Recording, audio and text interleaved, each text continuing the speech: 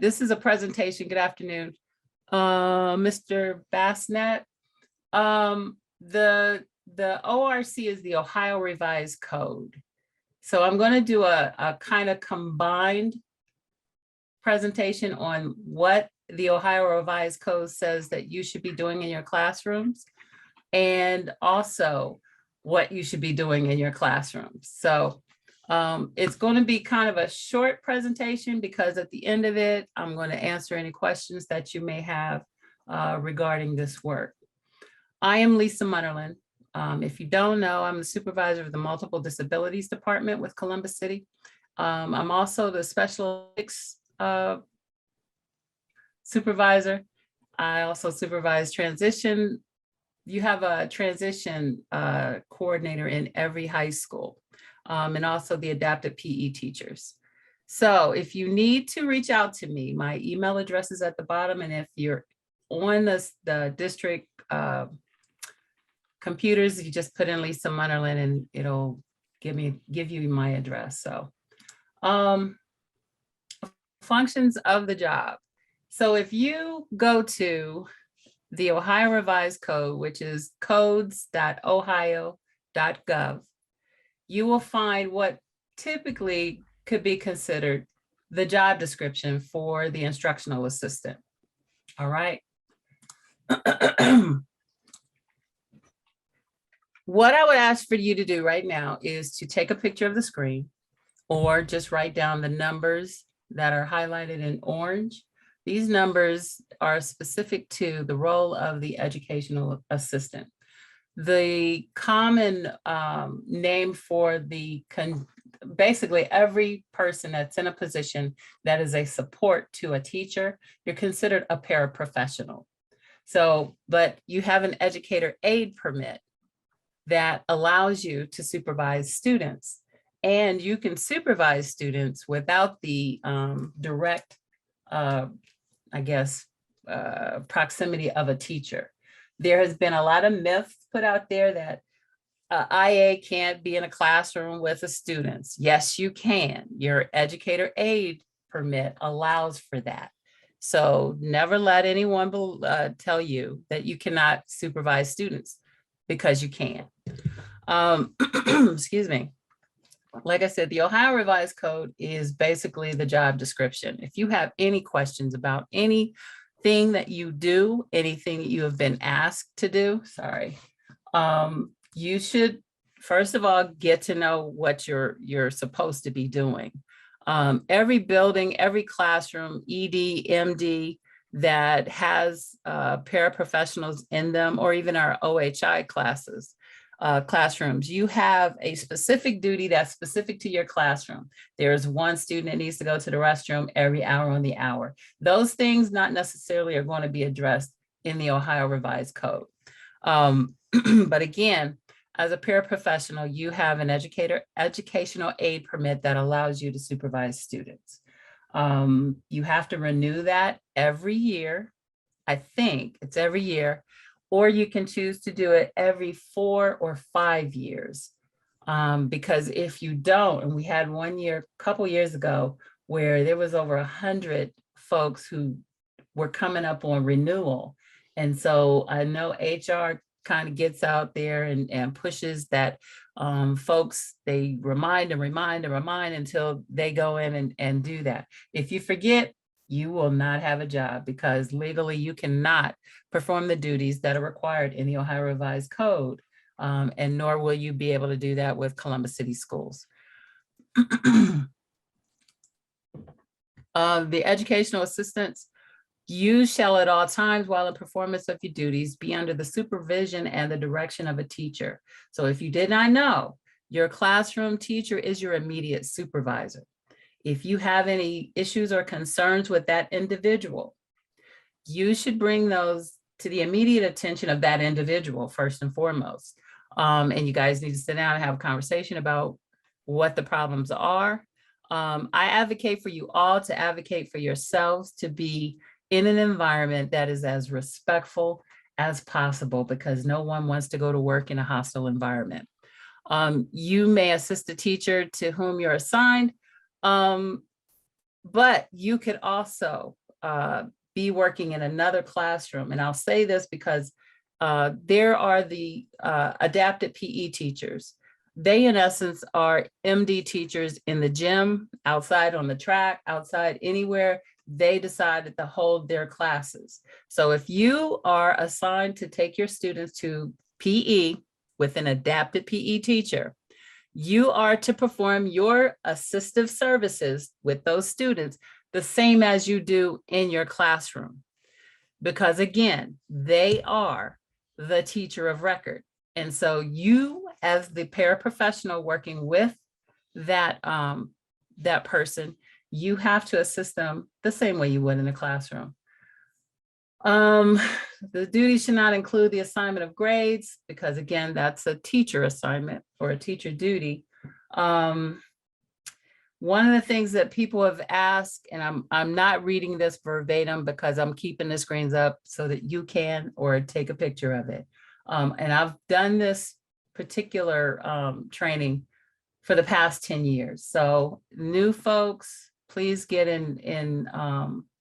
get a good understanding of what your roles are. Some folks have asked me, can I be in a classroom by myself all day? Heck no. And you should not.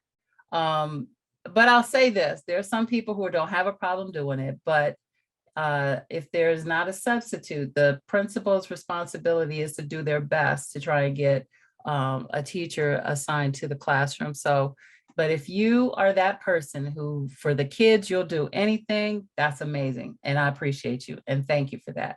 But don't come calling me and saying, Lisa, do I get paid extra for that? Because that's not my role to tell you, yes, you can. Some principals are given comp time for people who are doing those extra duties, but that's between you and your building administrator. You're always assigned to supervise children. Typically, if you're going out to do bus duty, or if the principal is asking you to do something outside of your classroom, the first thing that you need to make sure of is that your students are they're safe. There's another adult there.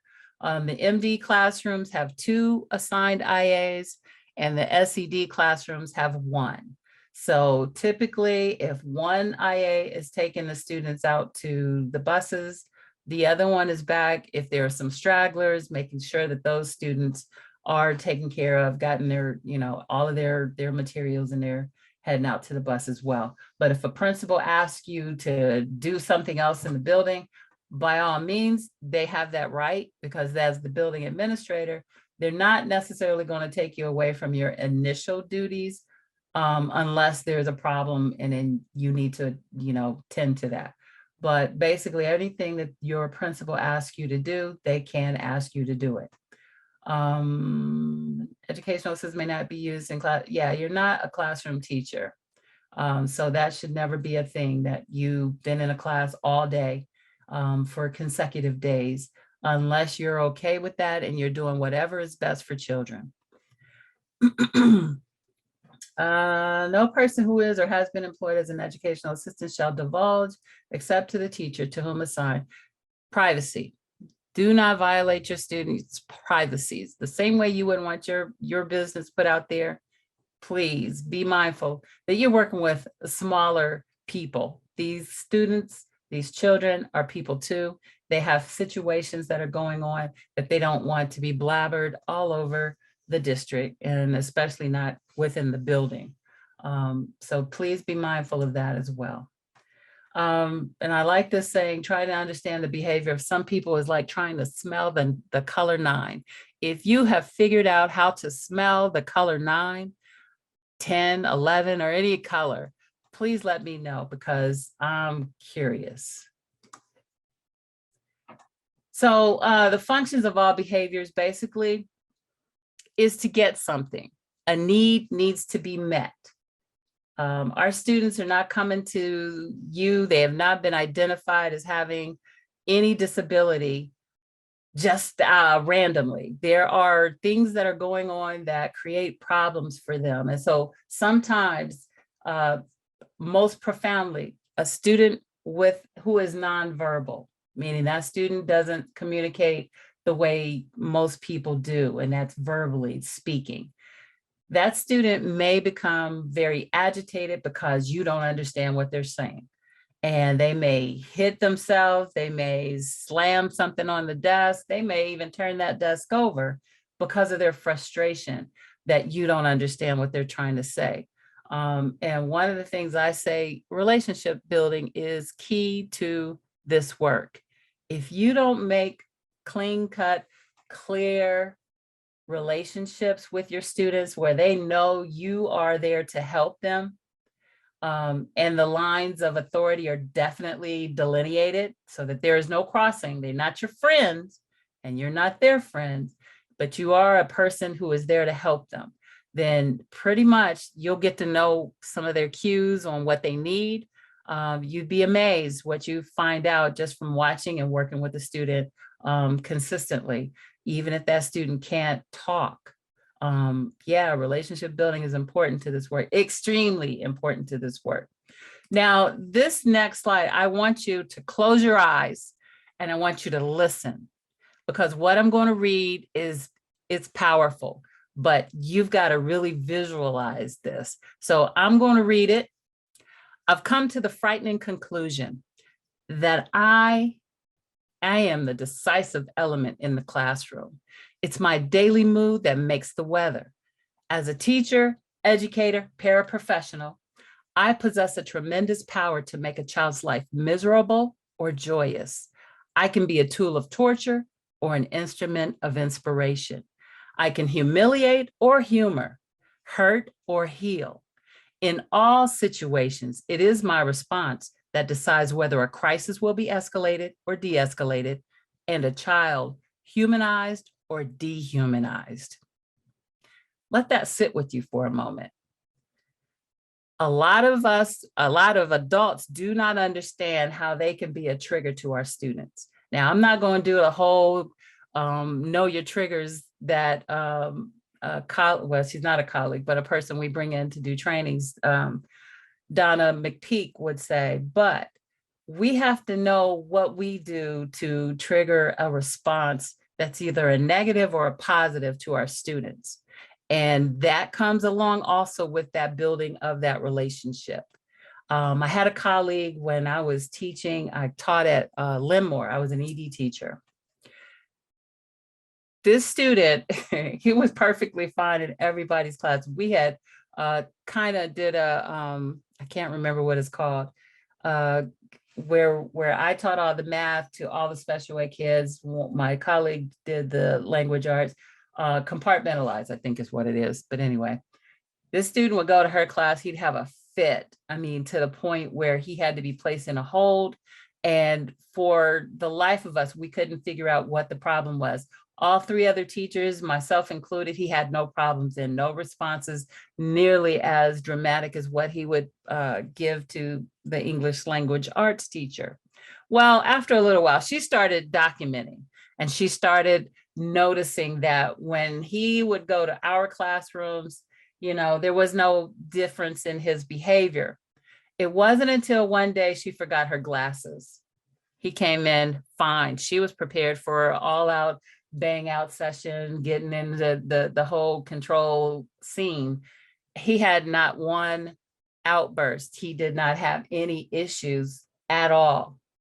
So the next day she found her glass, she brought her glasses to work. She realized, because when he came to the door, same old behavior. He got anxious. He was just out of control. What it was, this was a very fair-skinned teacher. She had these really big, fat rimmed glasses that she would put on. And they were cute, but they weren't cute to, and I'm gonna say his name because y'all don't know him. Derek, he had a fit with those big, they look like the Mr. Magoo glasses. I mean, they were cute on her, but he was having a fit. So she realized that once she took those glasses off, he was fine. And so that was a trigger for him. So, you know, it could be perfume, it could be anything, but get to know your students because it will save your life. Here are some suggestions for educators. And you guys, believe it or not, you're educators. Anyone that works alongside any of our students, you're an educator. And that's if you drive the bus, if you assist on the bus, you're an educator. Don't punish a child for symptoms of a true medical issue. If that student has a response to something you do, and especially if it's already been documented that that's what they do not punish them, because a lot of times we don't see their crying for help or their crying for understanding as being just that, a cry for help or a cry for understanding. Every situation does not need to be met punitively. So don't seek out the 190, don't seek out the principal, don't, they may be having a issue that is associated with trauma or stress. So again, know your students. Create a trauma-sensitive classroom where kids can feel safe and build resilience. Right now, safety is key. Everybody wants to be safe. Everybody wants to be in a space that they feel comfortable in. So greet them. I would always stand out, and it didn't matter what day, what time. If I had my classes, they knew I was standing out in front of my door, greeting them as they came in.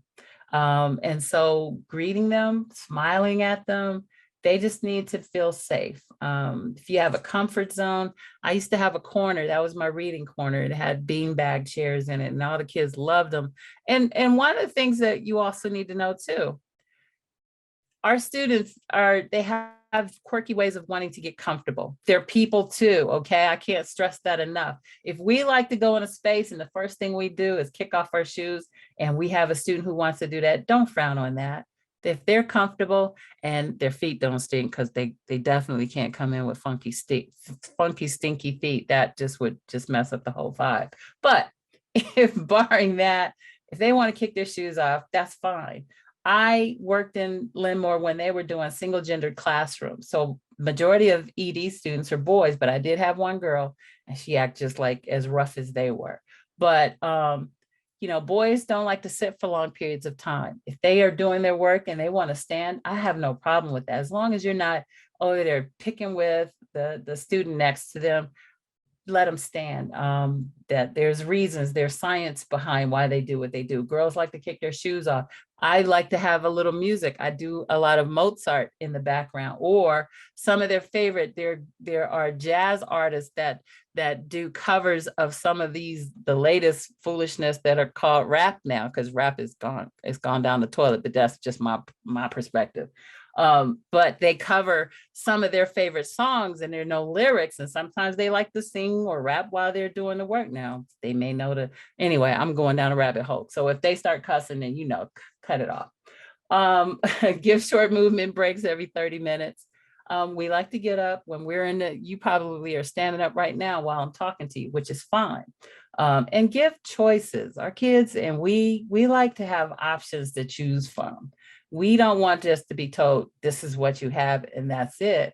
Give options. A lot of our students need, especially in our MD classrooms, like to put on headphones.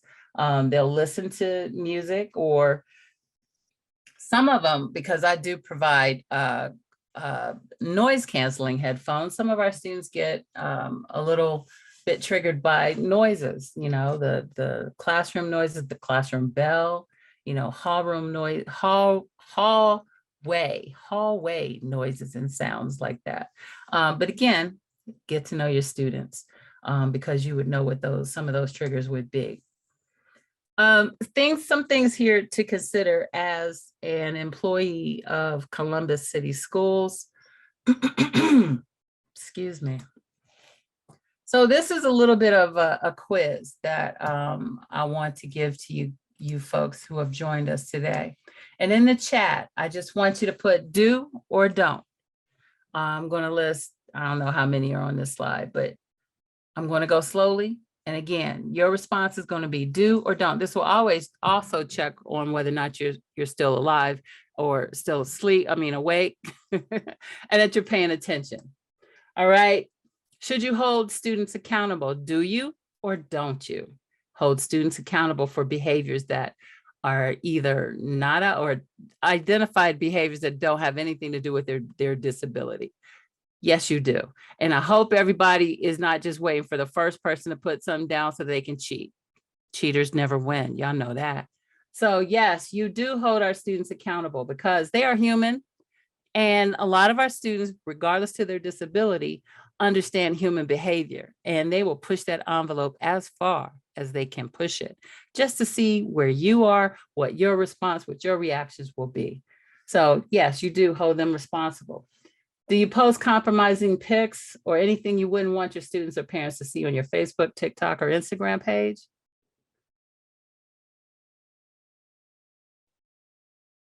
I don't see anything in the chat. Thank you, Jasmine. No, you do not. There have been some situations where people have doubted the fact that social media is just that. It's media, and it's not restrictive enough to me. And our parents have allowed our students who have, they got cell phones, they've got laptops, they got all kinds of devices that they can tune into some of these mediums, and they will look you up because they want to know who you are, and they'll look you up and they'll see you dancing on the table butt naked because there's some things I've heard about some of your colleagues that really don't even know. Or they act as if this is a secret, but no, you don't post compromising pics of yourself or any of your colleagues or anyone in your family. Do you say that you don't like a student? Do you say that out loud to that student, no matter how anxious or angry they make you? No, you do not. You do not say that you don't like a student, because the reality is, as soon as you let that out your mouth, they're probably going to tell you they don't like you either. And by right, you might deserve that. So no, you don't say that you don't like a student. And if you don't, you keep that to yourself and fix it, work it out. As the adult, we have to be the bigger person. Yeah, I know sometimes it's difficult, especially if you have a child yelling, calling you the B word and all other kinds of things, but you still have to understand too, that's a child. Do you take anything a student says personally? Going back to saying anything you don't like about them. No, you don't. Try your hardest not to take whatever they bring to you personally, because they're dealing with a lot as well. You don't know a lot about what's happening from home. You don't know whether or not that child ate dinner. So if they say anything to you, they're probably angry about something that has nothing to do with you. Respect. Do you respect? Do you give? Do you respect your students? Is that a do or is it a don't? Some people might argue and say, I only respect when I'm given respect. And it can't work like that either. As again, the adult, as the employee in that building, let's take it to that point. That's your job. You don't want to be known as a rude and disrespectful person, and especially as a paraprofessional, because para means to work alongside or to walk alongside or to be alongside of. So you're working alongside of that teacher. So anything that you do reflects negatively or positively on them and vice versa. So yeah, practice respecting. Should you bring your problems from home to work? No, you don't. So what I would want these folks to do, you ladies and gentlemen who are in the chat right now, I'm gonna need y'all to tell some of your colleagues, don't do that, because they seem to believe that's a do and not a don't. It's not pervasive as much as it used to be, but no, don't bring your problems from home. Should you pick or play around with students? And that's elementary to high school. No, you don't. Our babies sometimes don't have a filter. They can't shake out what you're doing as a plaything and versus what you're doing that is serious. And as soon as they hit a nerve, you want to get serious and they still want to play, that's a problem. So don't start it. What they say, don't start none, won't be none. Don't do it. Show favoritism, should you? Absolutely not. All of them should be your favorite, even the one that makes you grind your teeth. Because guess what? They ain't gonna miss. The ones you don't like, they come to school every day. Every day they will be there. So you're gonna have to find some kind of what is it? A redeeming quality of that person and make it the best thing ever, because they might be the best student that you would ever know after you get past whatever it is that you don't like. Should you embarrass a student? I like that, Luann. Walk in love towards others. Absolutely. No, you should not embarrass a student. You wouldn't want to be embarrassed. And I see this in high school a lot. My work was in middle and high, and a lot of our students, they don't want to be embarrassed, no matter what they're doing, no matter what they're wearing. You don't make a comment about something that you know that might offend or hurt their feelings and create a scene of embarrassment, because it could turn ugly really quickly. Should you remember that you, like students, have good and bad days? Should you remember that? Absolutely. Our kids are people too. That used to be a show, I think, back in the day. But yeah, kids are people too, and they have good days and they have bad days. My grandboy, boy, he had a bad day. He started off bad this morning. And you know, even with my daughter, when she was going to school, I would actually meet the bus driver and let her know, hey, my girl didn't act right this morning. And so we had to have some conversation that kind of set her off. So just know, if she don't speak to you when she get on the bus, it ain't your fault. Some of our parents will do that. They will alert you and let you know what happened, and that it ain't personally. It's nothing that you did. It's just they're having a bad day. So sometimes you just got to take them where they are and keep it moving. Trying to see where we are. Assume students understand behavioral expectations in every environment. Should you believe that they would know how to act in the classroom across the hall versus how they act in your classroom? Never assume anything. Yeah, just don't assume anything about our babies, especially about our babies. Really, you shouldn't assume anything about anybody, including me, that I'm nice, because some people say, you're so nice. Not really. No, I'm not. But I do love people, and I do try to treat them as good as I possibly can, because from what I'm understanding and where I sit, everybody's having a tough time right now. So yeah, don't assume anything, because you've trained them how to behave in your classroom. And sometimes that doesn't transfer out of your classroom. Parents teach their kids some things in their home that doesn't transfer to the classroom. Take that into consideration when you're showing a student. And for instance, and I got plenty of examples. I have a student, or I had a young lady who, she pretty much was kind of like the parent at her home, because she was the one that was trying to get home before her younger siblings got home. She would prepare dinner. And so when she came to school as an 8th grader, she didn't expect to be talked down to. And it took a lot for the teachers who were working with this young lady to get that, so that it wasn't a point of contention all the time. She was adapting to them.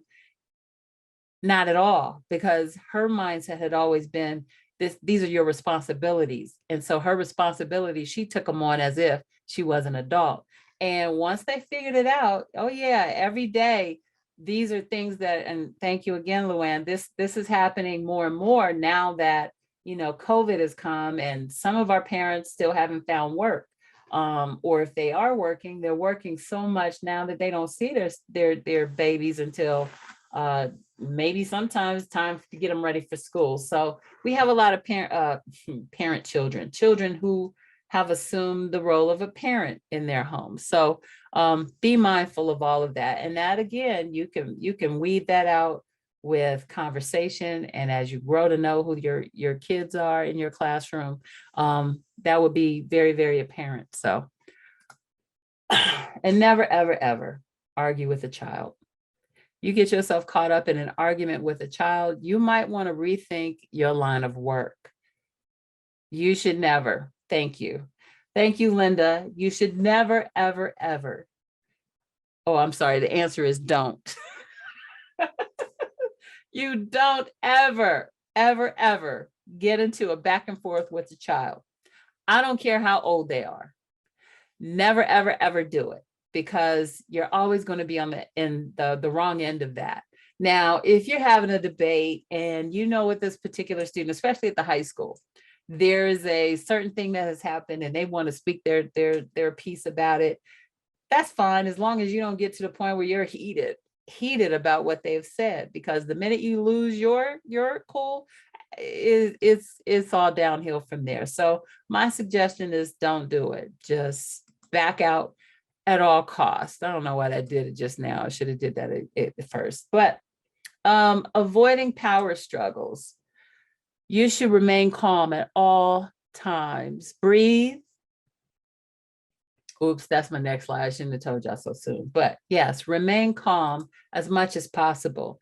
You should take deep breaths when you feel yourself getting a little bit out of sorts as a result of something a student said, something a student did. Take a walk, go outside.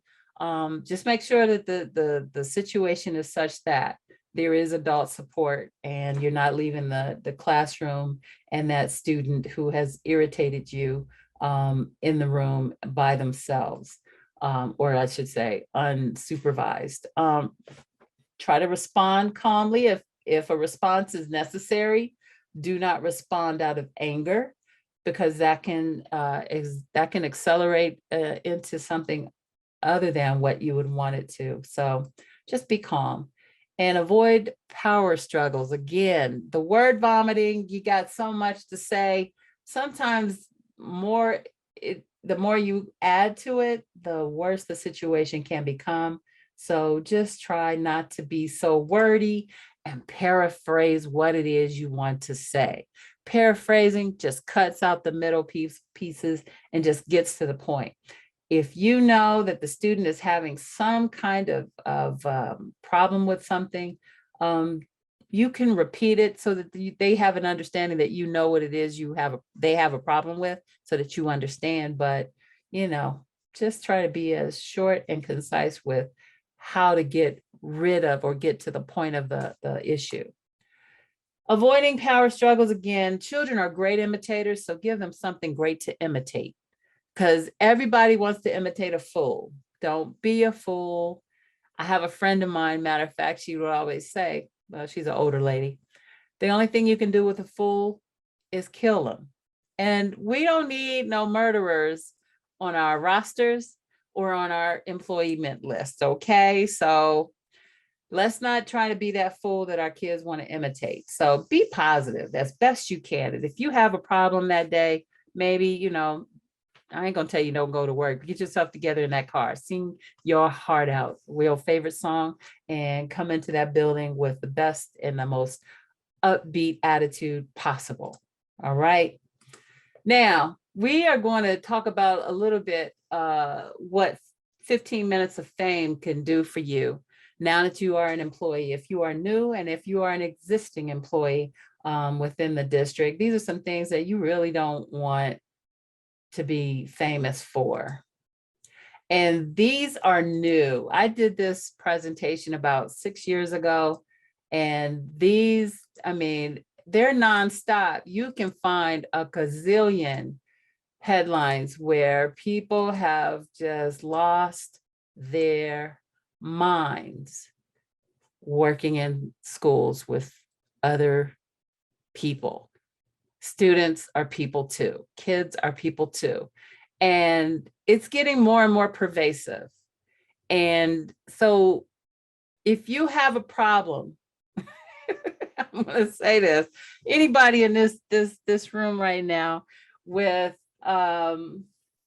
maintaining your professionalism, just know that you're working with young minds, and don't get into a situation that you can't get out of easily. Just know that you don't want 15 minutes of this kind of fame. All right. Not beating that forever. All behaviors occur as a result of some need that's not being met, and everybody has needs. And so part of your job is just trying to figure out why is that child doing what that child does. And so this is just a minimal chart of why you see some of the behaviors that you see in your classrooms. At the top in the bold are the classic reasons why. At the bottom, they do what they do. The class clowns just looking to belong to something or some group. That's, the biggest reason the gangs were popular. I don't know if they are so much now. I'm sure they are. I just don't search out that kind of information to know what that looks like. So yeah, gang affiliation, kids who are left home alone, or, they're always just looking for, I'm sorry, guys, my phone is ringing and I don't have it on mute. So they're just looking to get some affirmation. The control, your kids who have oppositional defiance, they just want control. And the best thing to help those students is choices. Give them choices, because typically if I have a choice, I think I have control because I'm making a decision, not just taking your one option. If you give me choices, I feel like I have some control. Insubordination and stealing, those things are, it's all about control. Your late students, the students who always want to retaliate, or they're just kind of like spaced out, always just this choice thing. They just want to choose. And again, that can go with hand in hand with control. I'm late because I get to school when I want to get to school, or I go to that class when I want to go to class. And enjoyment, those kids who come to school every day, you might not think that because the student that you would consider having the worst behaviors and it has nothing to do with their actual disability come to school. They come to school because they enjoy school, and they may not know how to act in it, but they thoroughly enjoy being there. And so they might enjoy just coming to see you, and you might think they don't like you, but they do. Those that smile, again, the safety, the hoarders. See, I have a friend who, they don't admit it, but they're a hoarder. Their basement looks like a Walmart warehouse distribution center. And you go in there and you grab something, you say, wait a minute. And it looks like trash because they ain't seen it in like 10 years. But they will have a conniption if you try and take it and either throw it away or just take it. So hoarding, they just want safety. They want to feel safe with their stuff. They want to hang around staff. We have some students who won't let go of the staff's hands, or they're always, the staff is walking around the classroom almost knocking the student over because the student is right there. There may be some issues of bullying. Some things as simple as just looking at your students will tell you a whole lot about your students. And so with that, did anybody have any questions?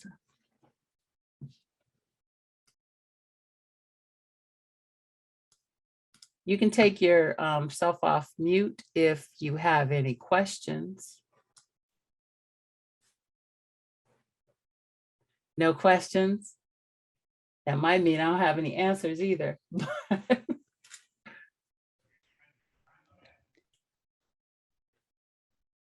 All right, so I guess I answered everything. Miss Lisa, I have a quick question. It's not a question, yes, sir. Just a sharing. So, like I work with ESL, and like ESL will be totally different thing. Like we have to come across with the students from all over the world, Mm-hmm. and like whenever we made a call to parents, like we get a different views, different things like that. So it's very tough every single day to to handle every situation, with every single student with different views. So it's very tough. Yeah. Yeah, I can't imagine. And some of your ESL students also may have a disability. That's Yeah, not always the case, but yeah, so it's compounded for you. So, Mr. Bassnett, I want, and tell me if I'm pronouncing your name correctly, you're because right. I don't want to. You're right. You're right.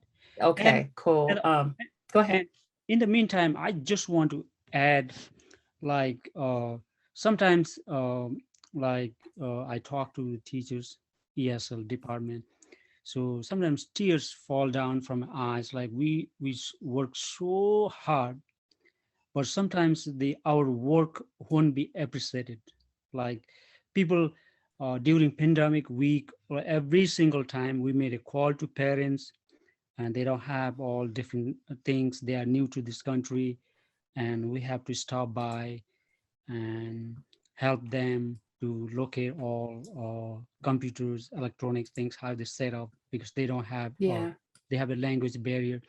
But the uh, nobody, like, really thinks that I is are as important as all the people. For example, now right now they care for the bus driver, they care for all different cafeteria person, all this thing. But, like, nobody care for IA has such an important job in the school as of all the staff working. So yeah, absolutely. yeah, And I have to correct you because I am a fan of the instructional assistant, the intervention, all paraprofessionals. yeah, And I try to toot your horn as much as possible. And this is my first time meeting you, sir. So I appreciate the work that you do, all of you, because you're yeah. correct. Oh, hmm, Your work is difficult. And I I I have said that the work that you do, the IAs are like you're the fry cooks in like this big restaurant. And everybody loves the fries in this big restaurant. And they yeah, only love the fries because they're done with care and they're cooked just right, they're crispy. Y'all are the fry cooks for Columbus City. And thank you. if anything goes wrong with the fries, then what do we do? And if anything happens to the role that you guys play in a classroom, the teachers are standing there, what do I do? Because they're at a loss. Because a lot of times, y'all have the best relationship with your students, you know? And so I get it. And it's hard work. And so I apologize for you not feeling appreciated for what you do No, because no, it's important. like, we are more like, mostly will be left over. I IS will be left over most of the time. Or like, so sometimes, like, yeah, Yeah. And Nicole added that, you know, all the work that each of you do as instructional assistants, it's amazing. And thank you for thank you, all that thank each of you do. Absolutely. you, thank you. Absolutely. If and I've never met you, and I say that again because I used to do well, thanks to Nicole and team, the trainings for instructional assistants or paraprofessionals is going to be a little different. It's going to be face to face in August. The last couple of years, we've had to do it online. And so I miss seeing folks. I miss seeing all of you. But Mr. Bassnett, it's open. And I don't know if I've ever, okay, so Nicole, we might have to look at the ESL IAs because I quite frankly, I don't believe I've ever reached out to them because those guys are doing the bulk of good work, just like the special needs IAs.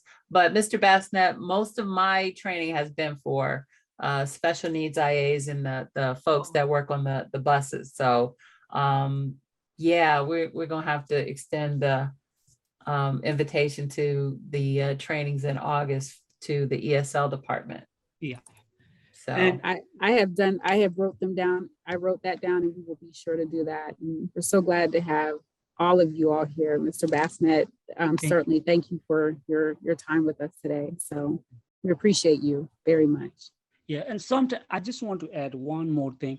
Like, sometimes, like, starting 7, so in the high school, I work in a high school, so till 3 or after, we have to deal, or I have to deal with, sometimes the like parents come to school and they have all different things. So, like, they wait for the right person because anyone doesn't talk their language. So sometimes I even do not have a time to eat lunch, but I don't care for that. I always, if somebody is there, if I'm doing a lunch, I just put aside and keep on helping the parents, whoever need help. So that's my feeling because like from elementary school where I was thinking to be a teacher, so like I have that feelings in my heart that I'm here to help somebody till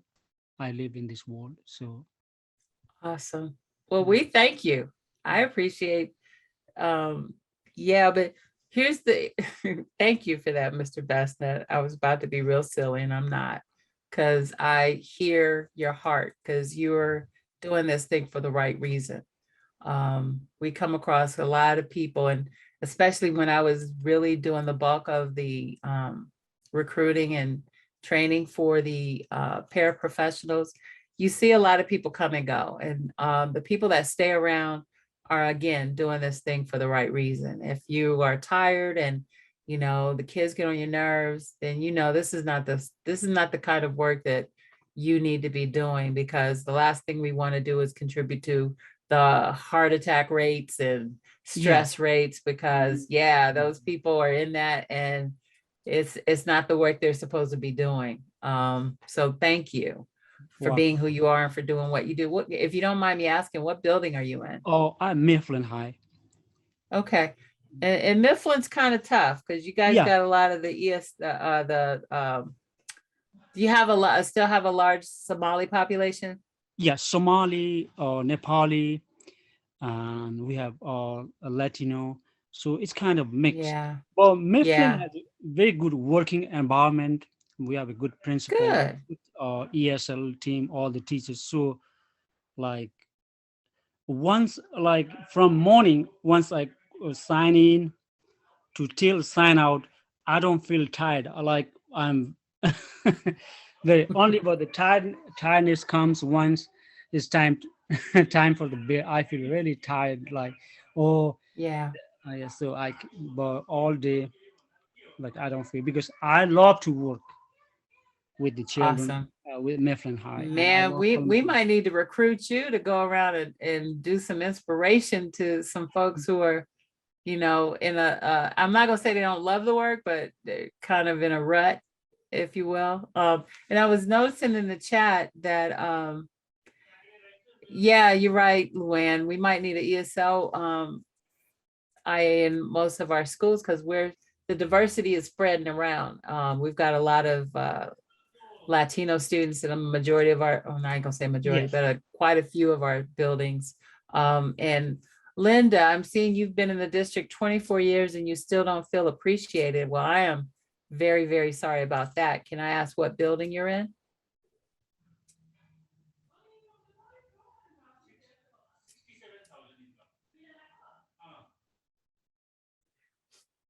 So yeah, I think that you guys are the bomb diggity. I think that you deserve more money. Too bad I can't do nothing Yeah, about that's that, because I true. had this battle a long time ago. Yeah, and for I is like it's only 7 hour per day, but we work like every day. I work more than 8 hours, but we count only seven Yeah, hours. So yeah. and so if you think, if like uh when we see the paycheck after 2 weeks, it's still very top in regard to our personal life, but Oh, we don't yeah. care, but we still do our work, do our job, because the day will come. So we have that feelings in our heart.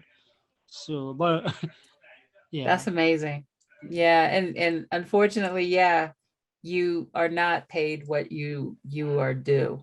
Um, I don't know. I totally agree with you. Um, Betty, you said you have a comment. Yes, good afternoon, everyone. My name Good is Bettina afternoon. Civilian. I go by Betty. I work for Columbus Global Academy / International. So what I wanted to say is that I am glad I participated in that training, because we face, even though I work with high school kids, because I'm kind of not too young, but they see me as a young person like them. I'm not that much older than them. So sometimes they don't listen. Then also with facing challenges, and sometimes you don't know what the kids are going to. I faced that situation last time. I had a kid, he always walked in and mad when I asked him to do something. He refuses, is always mad. Seemed like he have an issue with me. And one time I pulled him out and I asked him, what's going on with you? And that was the time he finally told me that he doesn't know his mother. He's living with his grandmother. And then he said, grandmother is so old and can't take care of him. So he doesn't have anybody.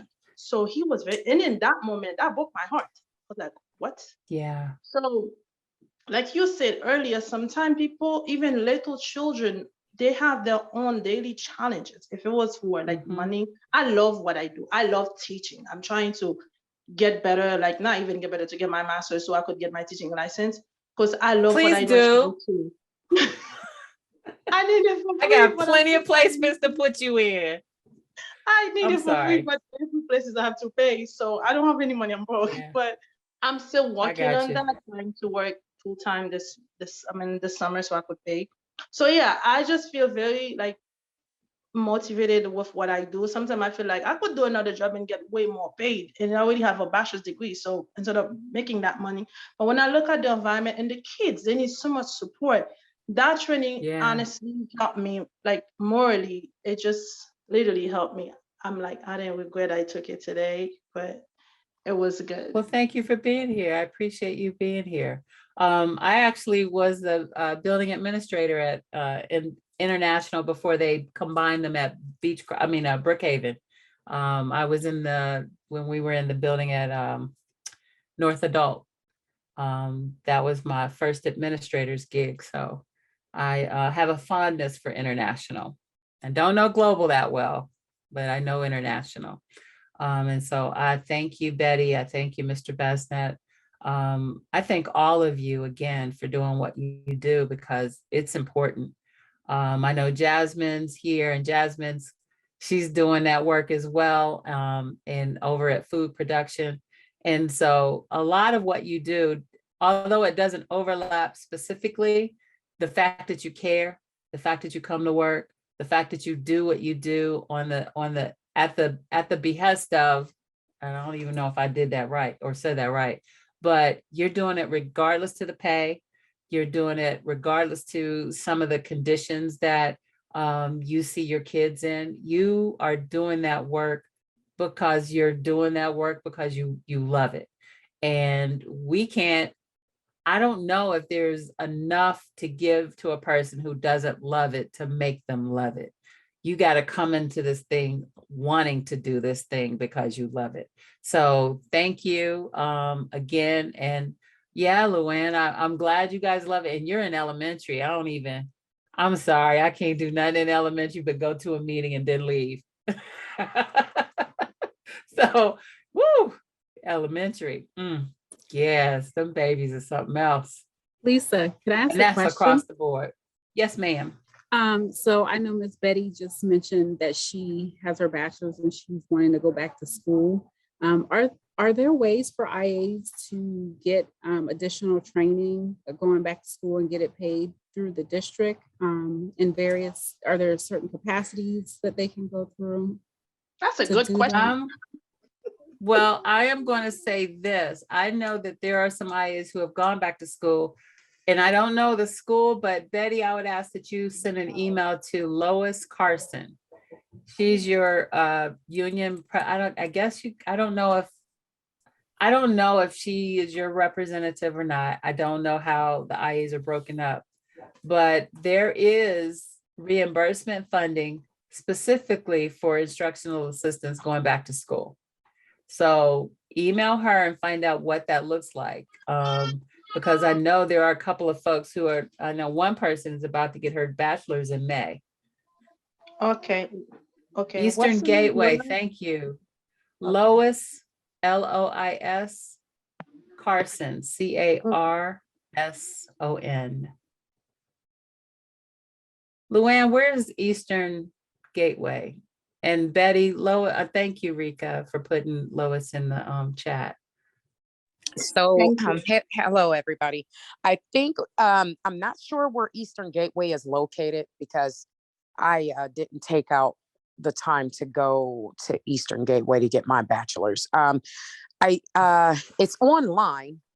It's online Okay. schooling. So, Okay. yeah, you can contact Lois Carson, and she can give you information about who else you would need to contact to get your masters, because I think that they're also helping with I'm pretty sure that they're helping with masters too.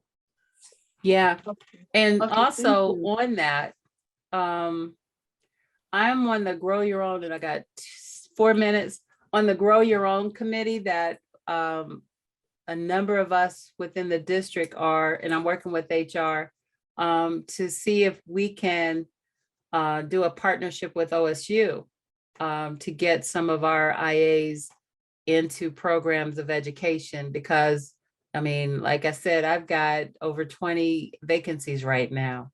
So the need for teachers, and especially you guys, if you got your degrees, you already do this work really without getting that pay. So you might as well go to school. So we're working on trying to get a partnership going with OSU. I actually came into the district through the teaching, was a transition into teaching program over 20 years ago, that we had a partnership with the University of Dayton. Okay, so you can send that email still, Mr. Bassnett, to Lois, because Ida, I think, is, and help me out with this, Luann, is Ida like Robert? Are they like laterals? Yeah, so- and then there's Lois. Yeah, so Lois is the CSEA president, so she would know more about it. Ida is the local 518 president, so she's just the local president. But Lois knows more about it than Ida. But I mean, you can contact either or, and Okay. they'll tell you about it. Cool. Thank you very much for Absolutely. that. So Rika, Nicole, it's 5, well, I'm sorry, it's still a minute, 4:59. Anybody got any other questions? Oh, in the chat, please click on that so that you can, what is that, their attendance form? It's their evaluation. Oh, the evaluate. I'm not paying anybody to say anything, but I think I did an okay job. I didn't stumble too much today. Lisa, But you did a phenomenal job, Lisa. Rika, you're too kind. I just met you. You got to be honest with me. Come on now. When No, Lisa, everybody else seriously, leaves, I've been knowing you the entire time I've been in the district, and that's been 17 years, and you did good. Thank you, Luann. Thank you very much. I appreciate you for that. I appreciate all of you. Again, I appreciate you coming. And if you have any questions, please reach out. I'll do my best to answer as openly and as honestly as I can. Thank you again. You guys have a great rest of your day.